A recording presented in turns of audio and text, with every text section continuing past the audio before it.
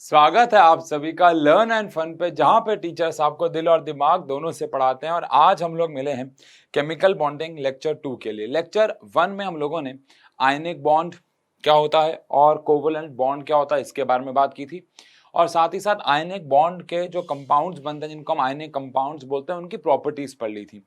आज हम लोग कोवलेंट कंपाउंड्स की प्रॉपर्टीज पढ़ेंगे, और कोवलेंट कंपाउंड्स की प्रॉपर्टीज पढ़ने के बाद हम लोग एक टॉपिक पढ़ने वाले हैं जो कि काफ़ी ज़्यादा इंपॉर्टेंट है कि जब कोवलेंट बॉन्ड बनते हैं तो शेप्स कैसे होते हैं। देखो, आयनिक बॉन्ड में शेप नहीं होती हैं, आयनिक बॉन्ड में लैटिस होता है, तो जिसके बारे में आज हम बात करने वाले हैं। लेकिन कोवलेंट कंपाउंड्स में शेप होती हैं, तो उन शेप्स को कैसे कैलकुलेट किया जाता है उसके ऊपर आज हम बात करेंगे, जिसको हम लोग हाइब्रिडाइजेशन भी कहते हैं। लेकिन उससे पहले आज हम लोग सबसे पहले बात कर लें कि प्रॉपर्टीज of कोवेलेंट कंपाउंड्स। जो कोवेलेंट कंपाउंड्स होते हैं उनकी क्या प्रॉपर्टीज जो हैं वो रहती हैं। सबसे पहली property, they generally have low melting point and boiling point. Again diamond वगैरह ये सब एक्सेप्शनल केसेस हैं, ये हम लोग 10th में पढ़ चुके हैं। इनके पास नेटवर्क स्ट्रक्चर होता है, और नेटवर्क स्ट्रक्चर होने की वजह से ऐसा हमें दिखता है, अपीयर होता है कि ये बहुत ज़्यादा हार्ड हो जाते हैं। जैसे डायमंड है, सिलिका, कार्बोराइड है, ये सब नेटवर्क स्ट्रक्चर फॉर्म करने की वजह से इनका मेल्टिंग और बॉइलिंग पॉइंट बहुत हाई है। ऑल्दो बाकी सारे आयनिक कंपाउंड्स की अगर हम लोग बात करें उनके मुकाबले कोवलेंट कंपाउंड्स का मेल्टिंग और बॉइलिंग पॉइंट बहुत ही लो रहता है। ठीक है जी। Second, bad conductor of electricity in any state. Again graphite एक एक्सेप्शनल केस है, लेकिन जनरली आयनिक कंपाउंड्स जो सारे के सारे सॉलिड स्टेट में तो बैड थे, लेकिन एक्वास और मॉल्टन स्टेट में गुड थे। यहाँ पे अगर हम बात करें तो कोवलेंट कंपाउंड लगभग हर स्टेट में बैड कंडक्टर ऑफ इलेक्ट्रिसिटी, क्योंकि इनके पास आयंस नहीं है। ये इलेक्ट्रॉन्स शेयर करके कंपाउंड बनाता है, तो इनके पास कोई आयंस, कोई इलेक्ट्रॉन्स शेयर करने की वजह से कोई कैटायन एनायन नहीं बन पाता, जिसकी वजह से बैड कंडक्टर ऑफ इलेक्ट्रिसिटी होते हैं। तो जनरली वर्ड हम इसलिए यूज कर रहे हैं बिकॉज यहाँ पे एक्सेप्शनल केसेस आपको मिल जाएंगे। Generally are water insoluble but soluble in organic solvents like benzene. Organic solvents जो होते हैं जैसे कि बेंजीन, उनमें ये लोग डिसॉल्व हो जाते हैं। ठीक है जी। Generally soluble in organic solvents जैसे कि बेंजीन की अगर बात करें तो उनमें ये डिसॉल्व हो जाते हैं। अब अगर मैं फोर्थ पॉइंट की बात करूं, फोर्थ पॉइंट के बारे में अगर हम लोग ध्यान से सुने सोचें तो फोर्थ पॉइंट हमारे पास रहता है कि जो कोवलेंट कंपाउंड्स हैं वो अगर उनके रिएक्शंस की बात करें तो वो जनरली बहुत स्लो होती हैं। तो reactions of covalent compounds again are generally slow। क्योंकि देखो क्या होता है, आयनिक कंपाउंड्स में उनको पानी में डालो तो वो आयंस की फॉर्म में टूट जाते हैं, एक दूसरे से अलग हो जाते हैं, जिसकी वजह से उनके नए बॉन्ड्स बनाना बहुत ईजी रहता है। लेकिन कोवलेंट में क्या होता है, इनके नए बॉन्ड्स बनाना ही अपने आप में एक डिफिकल्ट जॉब रहती है, क्योंकि पुराने बॉन्ड बहुत मुश्किल से टूटते हैं, क्योंकि पानी में जाने के बाद ये आयनाइज नहीं होते। हम ये नहीं कह रहे हैं कि इनका बॉन्ड स्ट्रांग है, हम ये कह रहे हैं इनके बॉन्ड को तोड़ने के लिए पानी का इस्तेमाल करके कोई फायदा नहीं होगा। जैसे आयनिक कंपाउंड में फायदा क्या है, आप उन्हें पानी में डालो और वो पोलराइज हो जाते हैं, वो टूट जाते हैं, कैटायन अलग एनायन अलग। हालांकि वो बहुत स्ट्रांग है। लेकिन अगर मैं यहीं पे बात करूं किसी कोवलेंट कंपाउंड की, तो पानी में जाने के बाद कोवलेंट कंपाउंड्स डिसोसिएट नहीं होते हैं, टूटते नहीं हैं। और अगर कोवलेंट कंपाउंड डिसोसिएट नहीं होंगे, टूटेंगे नहीं, तो फिर एज अ रिजल्ट एक प्रॉब्लम हो जाएगी कि उनके पुराने बॉन्ड तोड़ना डिफिकल्ट हो जाएगा। उसके लिए आपको फिर एक्सटर्नल एनर्जी देनी पड़ेगी, और एज अ रिजल्ट रिएक्शन जो है वो ऑटोमेटिकली स्लो हो जाएगी। तो इस प्रकार से बात जो है वो चलती है। ठीक है। तो reactions of covalent compounds are generally slow. Covalent compounds की रिएक्शन बहुत ही ज्यादा स्लो रहती है। तो ये हमारे पास कोवलेंट कंपाउंड्स की कुछ प्रॉपर्टीज आई। लेकिन हमारा जो आज का फोकस रहेगा वो काफ़ी ज़्यादा इंपॉर्टेंट फोकस है, और वो है, एक तो हम आयनिक कंपाउंड्स के बारे में आज एक आखिरी चीज़ पढ़ने वाले हैं, और वो है लैटिस और लैटिस एनर्जी। और उसके बाद हम लोग चलेंगे आज सिर्फ और सिर्फ कोवलेंट कंपाउंड्स के बारे में पढ़ने की, और कोवलेंट कंपाउंड्स में हम लोग शेप के बारे में आज हम बात करने वाले हैं। ठीक है ना। तो सबसे पहले बात करते हैं कि लैटिस क्या होता है। लैटिस का मतलब होता है 3D arrangement of ionic solids. Ionic solids का जो 3D अरेंजमेंट होता है इसको हम लैटिस कहते हैं। इसका मतलब क्या है, इमेजिन करो कि आप जिस कमरे में बैठे हुए हो, जिस भी कमरे में आप बैठे हुए हो, उस कमरे में आपने जमीन पे नीचे रखा हुआ है Na एक कोई बड़ी बॉल है और Cl एक छोटी बॉल है। Na के साथ Cl है, फिर Na है, फिर Cl है, फिर Na है, फिर Cl है, फिर Na है, फिर Cl है, ऐसे पूरा कमरा आपने भर दिया। ये तो होगी एक लेयर। अब इसी के ऊपर एक और लेयर, फिर इसी के ऊपर एक और लेयर, फिर इसी के ऊपर एक और, ऐसे पूरा कमरा भर दो। तो ऐसा कुछ दिखता है NaCl का लैटिस। NaCl का लैटिस में Na के साथ Cl होता है, फिर Na होता है, फिर Cl से Na है। Na के साथ होगा Cl, फिर होगा Na, फिर होगा Cl, फिर Na के साथ होगा Cl, फिर होगा Na, फिर होगा Cl, फिर होगा Na, फिर Na के साथ होगा Cl, फिर होगा Cl, फिर होगा Na, फिर होगा Cl। ऐसे करके कुछ खेल जो है वो चलते रहेंगे, ऐसे करके कुछ खेल जो है वो चलते रहेंगे। ये खेल कुछ चलेंगे इस प्रकार से, ठीक है जी। NaCl NaCl, और इसी के ऊपर, ये तो एक लेयर है, इसी के ऊपर एक और लेयर होगी, इसी के ऊपर एक और लेयर होगी। ये जो अरेंजमेंट हम लोग बना रहे हैं, इस अरेंजमेंट को हम लोग बोलते हैं लैटिस। क्या बोलते हैं? Lattice. This arrangement is basically known as lattice, ठीक है। अब ये जो लैटिस होता है, ये अरेंजमेंट आयनिक में होती है, कोवलेंट में नहीं। कोवलेंट में शेप होती है, एक ऑर्बिटल होता है H2O, उसकी एक शेप होगी, CO2 उसकी एक शेप होगी। और आज का हमारा काम वही है, और ये पूरा चैप्टर उसी के ऊपर बेस्ड है आगे जाके, ठीक है ना। बट लैटिस अगर आपको समझ में आया तो ऐसे ही होता है। एक और टॉपिक वो है लैटिस एंथैल्पी। अब लैटिस एंथैल्पी का मतलब क्या होता है? Energy required to break 1 mole of lattice is called lattice energy enthalpy। एक मोल लैटिस को तोड़ना मतलब एक मोल Na और एक मोल Cl, यानी एक मोल NaCl को अलग कर देना एक दूसरे से। उसके लिए कुछ एनर्जी चाहिए होगी, उस एनर्जी को बोला जाएगा लैटिस एनर्जी। तो lattice energy is the amount of energy required to dissociate, to actually divide और to decompose the 1 mole of lattice. एक मोल Na प्लस को एक मोल Cl माइनस से अलग करने के लिए कितनी एनर्जी चाहिए होती है, कितनी एनर्जी रिक्वायर्ड होती है, उस एनर्जी को हम लोग बोलते हैं लैटिस एनर्जी और लैटिस एंथैल्पी, ठीक है, ओके। अब लैटिस एंथैल्पी अगर ज्यादा हुई, चलो एक क्वेश्चन मैं आपसे पूछता हूं। मान लो एक घर है और उस घर को बनाने की तो बात छोड़ देते हैं, घर बना हुआ है, 2 घर है, एक घर है A, एक घर है B। आप एक घर को तोड़ने के लिए बहुत ज्यादा एनर्जी खर्च करते हो, आपको बहुत ज्यादा एनर्जी देनी पड़ती है उस एक घर को तोड़ने के लिए, उसके दीवारों पर हथौड़ा मारने के लिए बहुत ताकत लगती है, बहुत हथौड़े लगते हैं, तब जाके वो घर जो है वो गिरता है। और एक घर है जो बहुत इजीली हथौड़े मार के टूट के गिर जाता है। तो कौन सा वाला घर स्टेबल था, कौन सा वाला घर स्ट्रांग था? शायद ये कॉमन सेंस के ऊपर बेस्ड क्वेश्चन है। तो आंसर है घर A, जिसको तोड़ने के लिए आपको ज्यादा एनर्जी लगानी पड़ी, ज्यादा ताकत लगानी पड़ी। उस घर को तोड़ना मुश्किल था, उस घर को तोड़ना डिफिकल्ट था, ड्यू टू विच आप ऐसा कह सकते हैं कि वहां पे जो एनर्जी आपकी खर्च हुई, आपकी जो एनर्जी वहां पे खर्च हुई वो ज्यादा थी।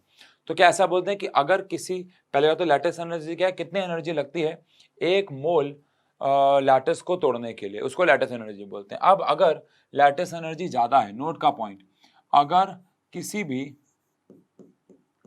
लैटिस की एनर्जी ज्यादा है, यानी कि अगर लैटिस एनर्जी ज्यादा है, तो क्या ऐसा कहना ठीक होगा कि increase in lattice energy will result in stability of ionic compound?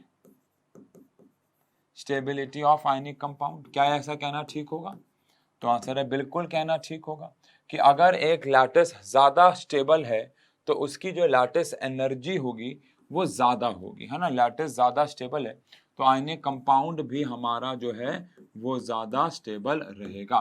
तो लैटिस एनर्जी और स्टेबिलिटी ऑफ आयनिक कंपाउंड ये आपस में क्या है? डायरेक्टली प्रोपोर्शनल है, दोनों एक दूसरे के साथ डायरेक्टली प्रोपोर्शनल जो है वो रहेंगे, ठीक है ना।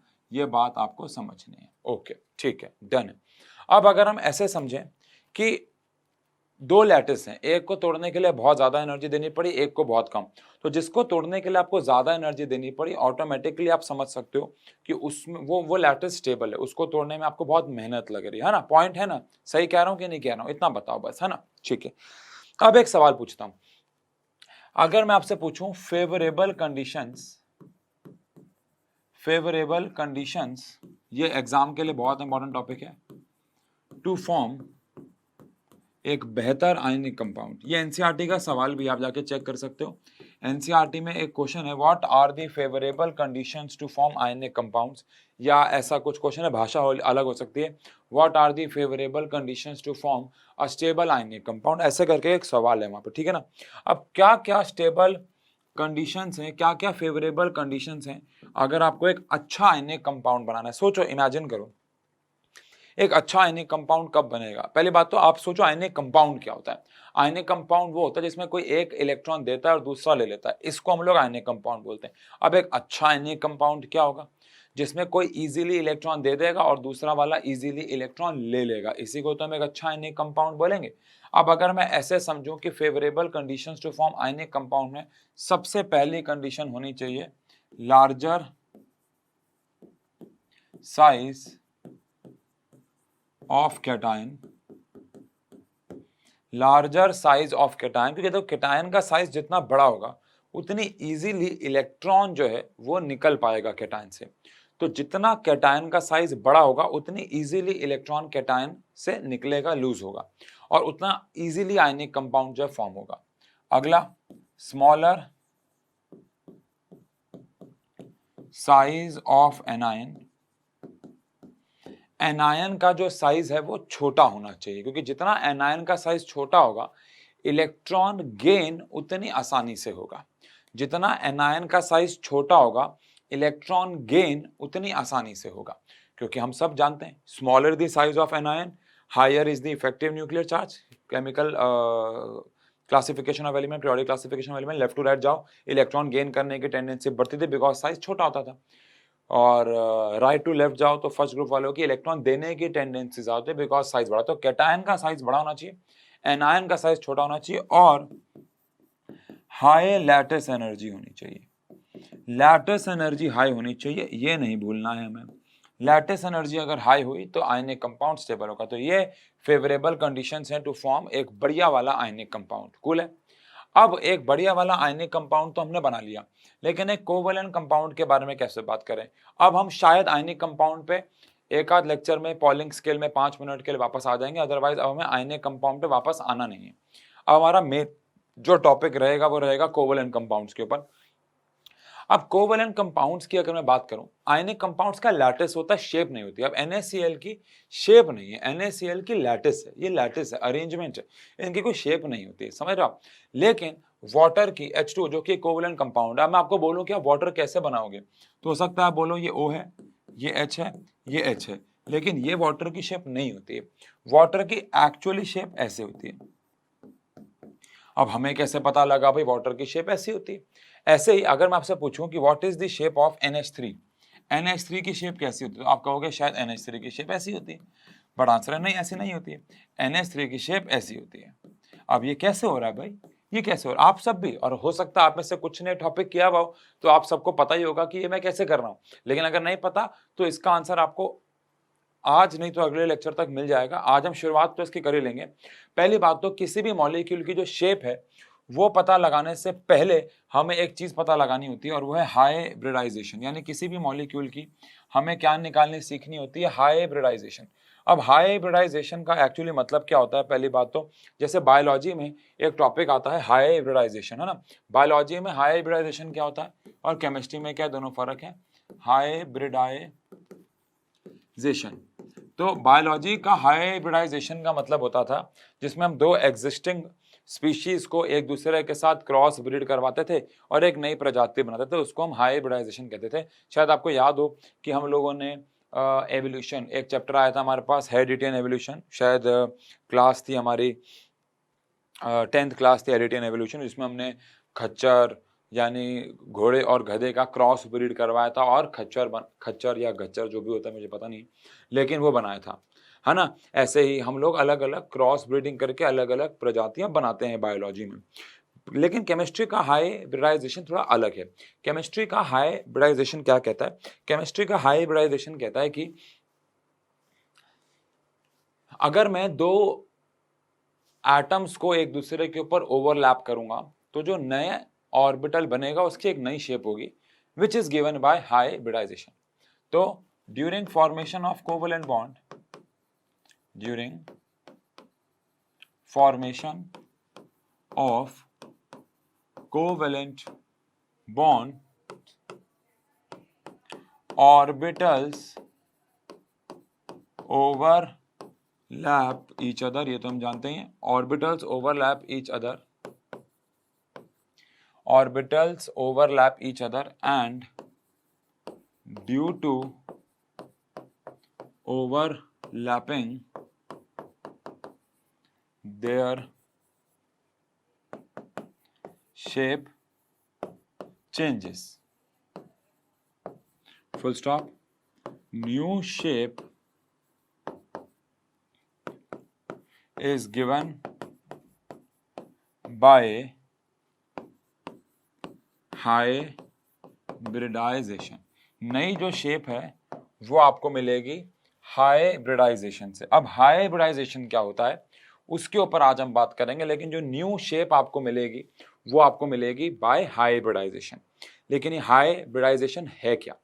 आज हम लोग जब हाइब्रिडाइजेशन कैलकुलेट करेंगे तो आंसर ऐसा मिलेगा हमें 2, 3, 4, 5, 6, और उसका क्या मतलब होगा ये भी शायद हम आज सीख जाएंगे। लेकिन शेप शायद हम लोग बनाना सीखेंगे अगले लेक्चर तक, अगली क्लास तक। देखते हैं फ्लो के साथ चलते हैं कितना आज हम कर पाते हैं। लेकिन उससे पहले हाइब्रिडाइजेशन निकालने के दो तरीके होते हैं।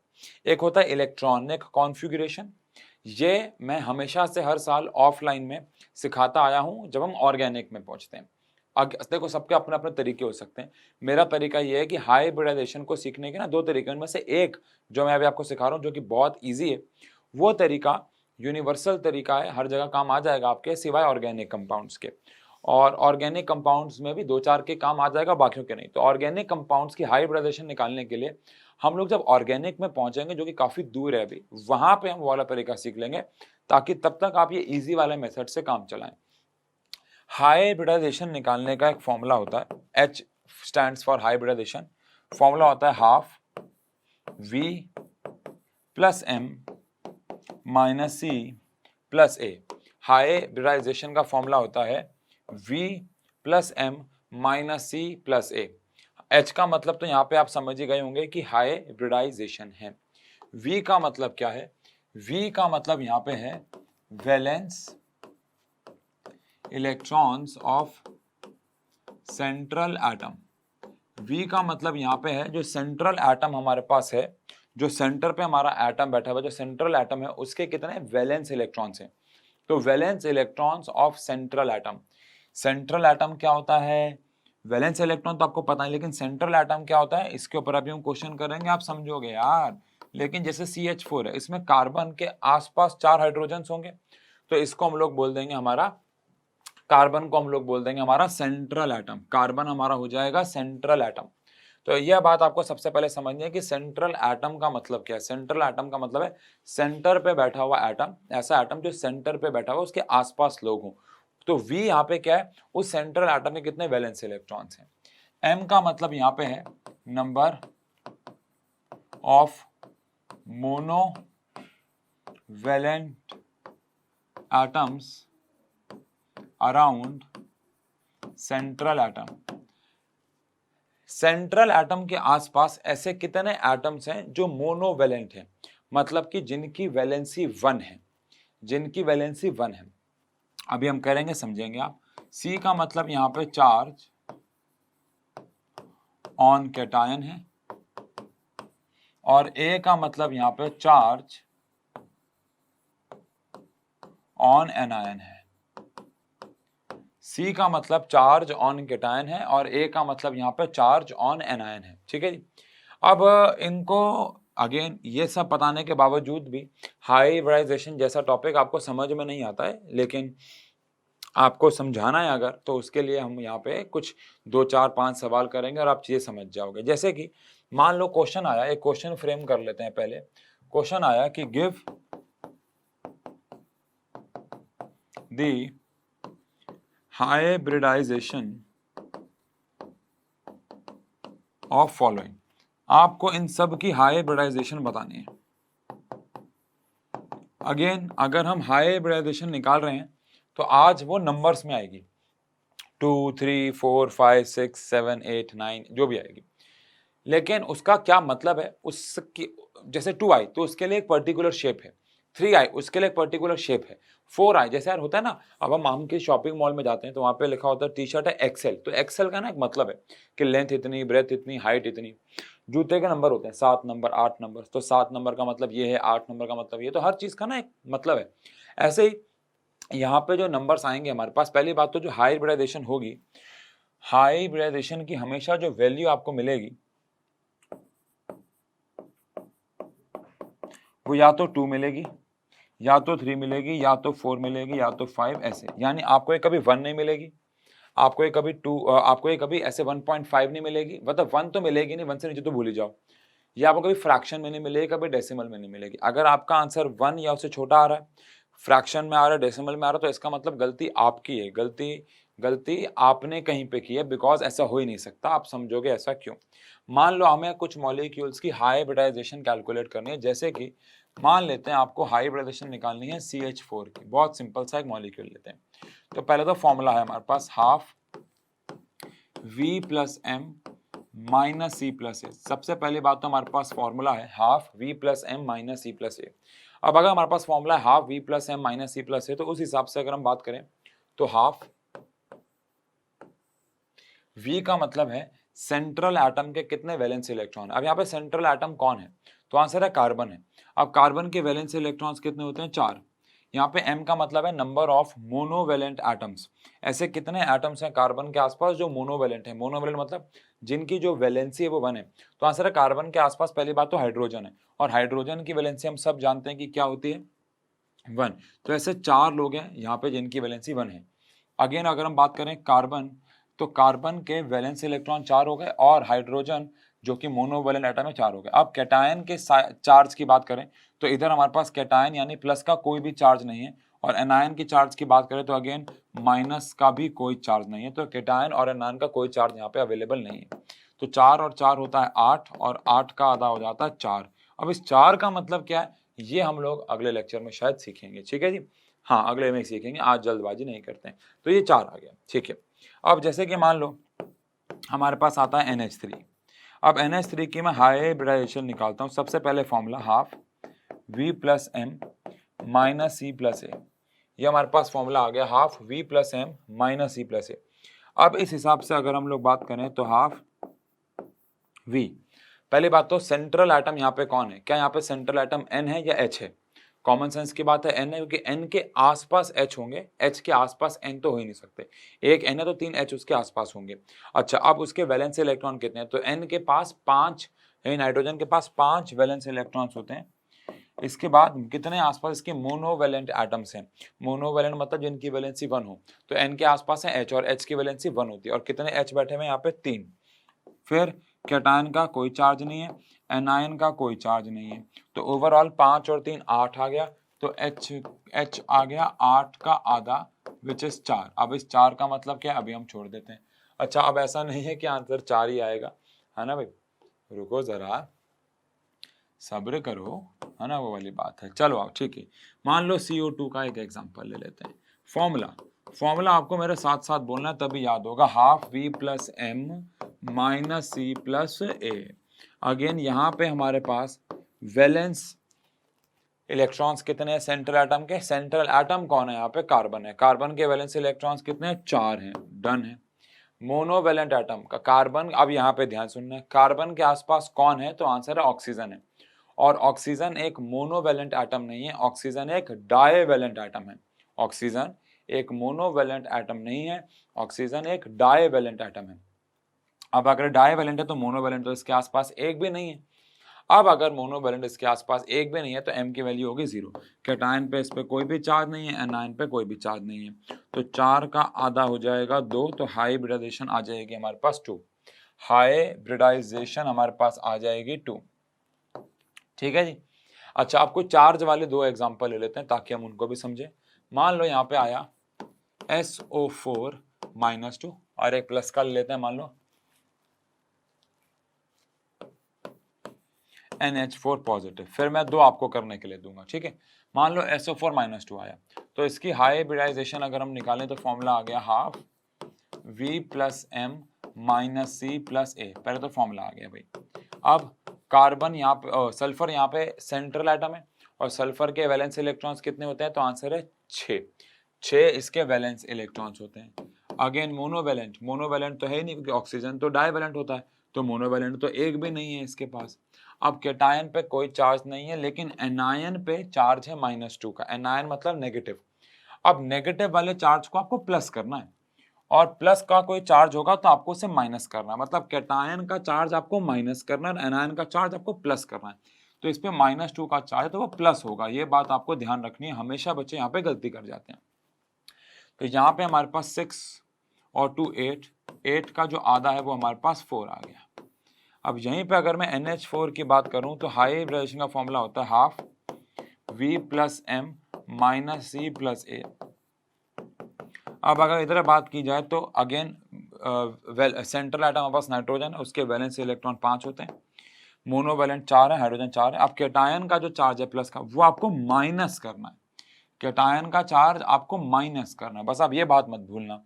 और एनायन का चार्ज यहाँ पे है ही नहीं, तो 5 और 4 9, 9 में से 1 गया 8, 8 का अगर मैं आधा कर दूं तो आंसर हमारे पास 4 आ जाएगा। तो इस प्रकार से काम चलता है, ठीक है। अब 3 क्वेश्चन मैं आपको यहाँ पे दे रहा हूँ करने के लिए। एक आपको मैं दे रहा हूँ PCl3, एक आपको मैं दे रहा हूँ H2O, अरे बड़ा ही इंपॉर्टेंट, ये तो मुझे करा देना चाहिए था, कोई बात नहीं। और एक मैं आपको दे रहा हूँ CO3 -2 और एक मैं आपको दे रहा हूँ BeCl2। और इसके लिए मैं आपको पूरे 2 मिनट दे रहा हूँ, 30 सेकंड एक क्वेश्चन के लिए, ठीक है। माइक ऑफ कर दूंगा ताकि डिस्टरबेंस ना हो। समय शुरू होता है अब, जल्दी से माइक ऑफ कर रहा हूँ ताकि डिस्टरबेंस ना हो, ठीक है जी। जल्दी निपटा दो, जल्दी से निपटा दो।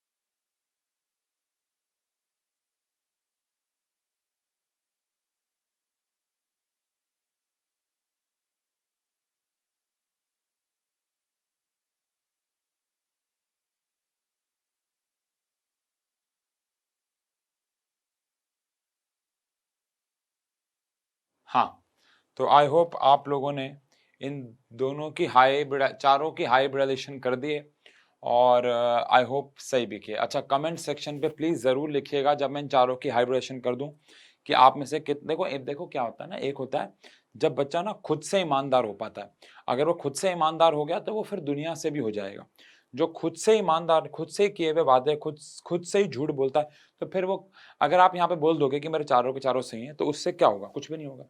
बस ये होगा कि मैं पढ़ूंगा और मुझे नाम याद रहेगा। लेकिन अगर वो झूठ होगा तो ऑब्वियस सी बात है, वो फिर आप अपने आप से झूठ बोल रहे हो, कोई अवार्ड तो मिल नहीं रहा है, एक बस सेटिस्फैक्शन है। अगर आपके यहाँ पे चारों सही हैं तो आप यहाँ पे प्लीज टाइम स्टैम्प दे के जरूर लिखिएगा कि मेरे चारों सही हैं। अगर आपके 3 सही हैं, 2 सही हैं, 1 सही है या एक भी सही नहीं है तो भी आप लिखिएगा, ठीक है। जिगरा चाहिए भाई लिखने के लिए कि हमारे 1 गलत है या 2 गलत है या 3 गलत है। चारों सही है तो फिर तो वो तो लिख ही देगा। जिगरा तो उसको चाहिए भाई जो जिसके गलत हैं। और कोई बड़ी बात नहीं है, क्योंकि आज हमें पहली बार पढ़ रहा है, पहली बार तो चीज़ें गलती होती हैं, लेकिन हाँ 3 क्लासेस के बाद भी, क्योंकि 3 क्लासेस के बाद भी काम आने वाला है, 3 क्लासेस के बाद भी अगर आप ये गलत कर रहे हैं तो फिर वहाँ पे प्रॉब्लम जो है वो आ सकती है। चलो अब PCL 3 के बारे में बात कर लें। तो हाइब्रिडाइजेशन फॉर्मूला तो ठीक है, अब आपको याद ही हो गया होगा। अब P यानी फास्फोरस, यहाँ पे हमारा सेंट्रल एटम है जिसके पास 5 इलेक्ट्रॉन होते हैं। मोनोवेलेंट हमारे पास Cl है, कैटायन पे कोई चार्ज नहीं है, एनायन पे कोई चार्ज नहीं है। तो अगेन 8 का आधा आ जाएगा हमारे पास 4। ठीक है, मुझे पता है आपके मन में एक सवाल आ रहा होगा कि 4 ही ज्यादातर आ रहा है, तो क्या 4 ही आता है? तो आंसर ऐसा नहीं है यार, ठीक है ना, मतलब ज्यादातर 4 ही मिलेगा क्या, या 4 से ऊपर भी हो सकता है कोई, चलो वो तो बात की बात है। अगेन फॉर्मूला, तो यहाँ पे हमारे पास जो मोनोवेलेंट है, ओ सॉरी, पहले बात तो वैलेंस इलेक्ट्रॉन है ऑक्सीजन के वो 6 हैं, मोनोवेलेंट हाइड्रोजन है क्योंकि सेंट्रल एटम तो ऑक्सीजन है ना यहाँ, तो यहाँ पे 2 हो गया। कैटायन पे कोई चार्ज नहीं, एनायन पे कोई चार्ज नहीं, अगेन आंसर 4 आ गया। CO3 -2 की बात करें तो V + M - C + A आ गया। तो यहाँ पे कार्बन हमारे पास सेंट्रल एटम है जिसके पास 4 इलेक्ट्रॉन होते हैं, मोनोवेलेंट कोई भी नहीं है, कैटायन पे कोई चार्ज नहीं है, एनायन पे 2 का चार्ज है। तो 4 और 2 6 का आधा हो गया हमारे पास 3। ऐसे यहाँ पे अगर हमने हाइब्रिडाइजेशन निकाली, उस हिसाब से अगर हम लोग बात करें तो बेरिलियम के पास 2 इलेक्ट्रॉन होते हैं हमारे वैलेंस, क्लोरीन मोनोवेलेंट है तो उसकी वैलेंसी आ जाएगी हमारे पास 1, और ऐसे 2 एटम बैठे हैं, कैटायन पे कोई चार्ज नहीं, एनायन पे कोई चार्ज नहीं। उस हिसाब से बात करें तो हाइब्रिडाइजेशन आ गई 4 का आधा विच इज 2। लेकिन अब आप शायद ये गलत फहमी ना पाल लो, तो मैं आपको 1-2 एग्जाम्पल और करा रहा हूँ बस आज के लिए, जहाँ पे आपको हाइब्रिडाइजेशन बहुत अलग अलग, जैसे कि SF6 यानी कि सल्फर हेक्साफ्लोराइड। अब सल्फर हेक्साफ्लोराइड की हाइब्रिडाइजेशन क्या आएगी, तो ध्यान से देखेंगे। हाइब्रिडाइजेशन का formula half V + M - C + A। उस हिसाब से अगर बात करें तो हमारे पास सल्फर जो कि सेंट्रल एटम है उसके 6 इलेक्ट्रॉन्स वैलेंस होते हैं, और फ्लोरीन एक मोनोवेलेंट है जो कि 6 बैठे हैं, कैटायन और एनायन पे कोई चार्ज नहीं है। तो 6 और 6 हमारे पास 12 हो गया, 12 का आधा हो गया 6। तो आप देख सकते हो कि हाइब्रिडाइजेशन 6 भी आ सकती है, ऐसी 5 भी आ सकती है। भाई 5 क्यों नहीं आ सकती? PCL 5 की 5 होती है। अब तो करा करा के ना इतना याद हो गया है कि हमें हमें मॉलिक्यूल को देख के याद आ जाता है कि उसके, और आपको भी हो जाएगा, ऐसी बात नहीं हम कोई बहुत होशियार लोग हैं, नहीं नहीं नहीं, हम तो लल्लू हैं भाई। आपको भी इतनी याद हो जाएंगी, आपको भी, जैसे डायमेंशंस याद करो, पहला दिन हम डायमेंशंस निकाल रहे थे तो ml2 T-2 समझ में भी नहीं आ रहा था क्या हो रहा है। आज के डेट में आपको आधे से ज्यादा चीजों के डायमेंशंस याद भी हो गए। तो बस वैसा ही फॉर्मेट यहाँ पे भी ध्यान रखें, आपको खुद ही याद हो जाएंगे। हमें पता है इसकी 5 आने वाली है, कैसे? आओ जी, half V + M - C + A। ये टॉपिक ऐसा करा दिया मैंने, अब आप भूलोगे नहीं। तो ये 5 आ गया, ये 5 आ गया। फॉस्फोरस के 5 होते हैं, मोनोवेलेंट 5 है, कैटायन और एनायन पे कोई चार्ज नहीं। 5 और 5 10, 10 का आधा हो गया 5। लेकिन इसका मतलब क्या है? ये 1 2 3 4 5, ये 13 करूं गिन गिन के इंतजार, ये क्या हो रहा है? मतलब ये हम कर क्या रहे हैं? इसका आंसर तो आपको मिलने वाला है अगले लेक्चर में, जहां पे हम इन हाइब्रिडाइजेशन से शेप बनाएंगे। ठीक है, जाते जाते कुछ सवाल आपको होमवर्क में देना बड़ा जरूरी रहेगा। होमवर्क देना जरूरी क्यों रहेगा? ताकि आप इसके घर पे प्रैक्टिस कर सको, नहीं तो मजा नहीं आएगा। ठीक है, SO4 - 2 अगर कोई दे दिया मैंने पहले तो फिर उसको रिवाइज कर लें, कोई दिक्कत नहीं है। H2S AlCl3 BF3 XeF4। Knowledge कर बता दूं, Xe एक नोबल गैस है और नोबल गैस के आउटर मोस्ट में 8 इलेक्ट्रॉन्स होते हैं और नोबल गैस के भी कंपाउंड्स होते हैं, तो उसकी टेंशन आप मत लें। तो ये HCF4 है और ऐसे ही NO3 माइनस। ठीक है, इन 6 लोगों की आप हाइब्रिडाइजेशन निकाल लीजिएगा और अगली क्लास पूरी क्लास इनकी शेप्स के ऊपर जाएगी। पूरा एक लेक्चर शेप, चैप्टर बड़ा है यार, मतलब ठीक है, बड़ा भी नहीं है छोटा भी नहीं है, ठीक है, एक लेक्चर पूरा इनकी शेप के ऊपर जाएगा। डन है, ओके। मिलते हैं अगले लेक्चर में इनके शेप के साथ, लेकिन पहले हाइब्रिडाइजेशन पक्की कर लेना, वरना शेप्स करने का कोई भी फायदा जो है वो नहीं रह जाएगा। शेप्स तभी समझ में आएंगी जब आपको हाइब्रिडाइजेशन निकालनी आती हो। Thank you so much, notes बनाते रहें, थैंक यू।